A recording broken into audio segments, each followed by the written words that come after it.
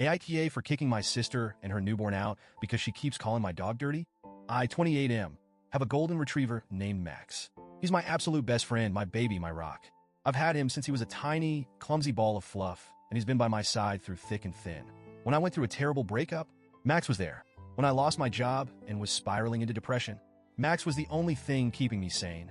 The point is, this dog isn't just a pet to me. He's family.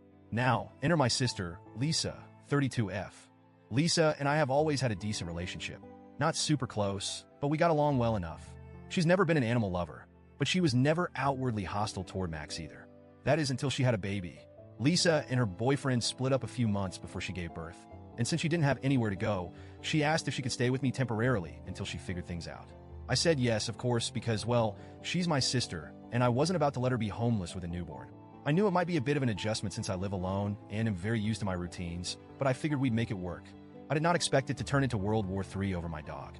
Lisa moved in when her baby, Sophie, was about 3 months old. The very first thing she said when she walked into my house wasn't, "Thanks for letting me stay," or even, "I really appreciate this." No. The first thing she said was, "EW, does he always sit on the couch?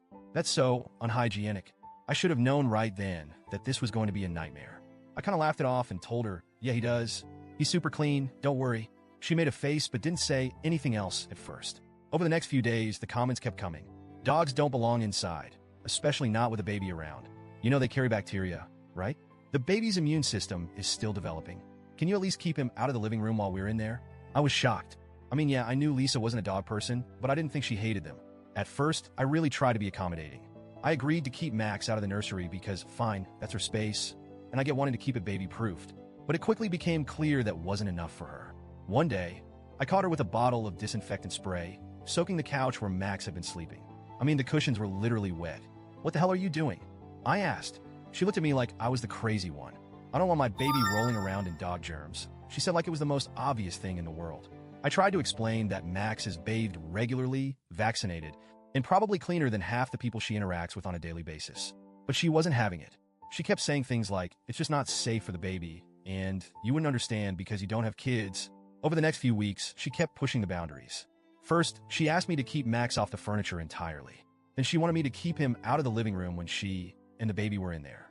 Then she suggested I start keeping him outside. That was when I finally snapped and told her, "Lisa, this is Max's home.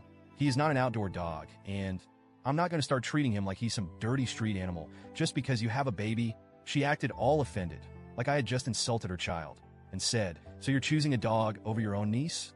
I told her it wasn't about choosing anyone. It was about basic respect.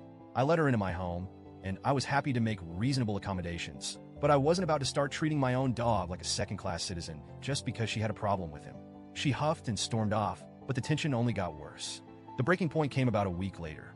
I had stepped out to grab some groceries, and when I came back, I found Lisa in the living room with Sophie on a playmat, and Max sitting a few feet away, just watching curiously. And then I saw it. Lisa kicked Max away. Not hard enough to injure him, but definitely not just a little nudge. She shoved him with her foot like he was a piece of trash that had wandered too close to her baby. Max didn't react aggressively. He just looked hurt, confused, like he didn't understand what he had done wrong. That was it for me. I completely lost it. I yelled at her, telling her she had no right to treat my dog like that. She started yelling back, saying I was overreacting and that she was just protecting her baby.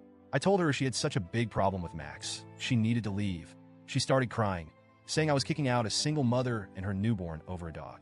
I told her no, I was kicking her out because she was being disrespectful, rude, and borderline abusive toward my pet in his own home. She packed up her things, well, just a few bags in the heat of the moment, and left crying. She ended up staying with our parents. Now my parents are furious with me. They're saying I should have been more understanding, that Lisa is hormonal and struggling, and that I should have put family first. I keep hearing the same line over and over. A baby's health comes before a pet. And yeah, obviously, if Max was actually a danger to Sophie, I would understand. But he wasn't.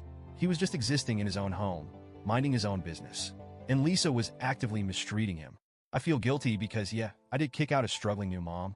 But at the same time, I feel like I had to. She was making my home miserable. She was treating Max terribly. And she was acting like I was in the wrong for not wanting to exile my own dog. So, Reddit, AITA?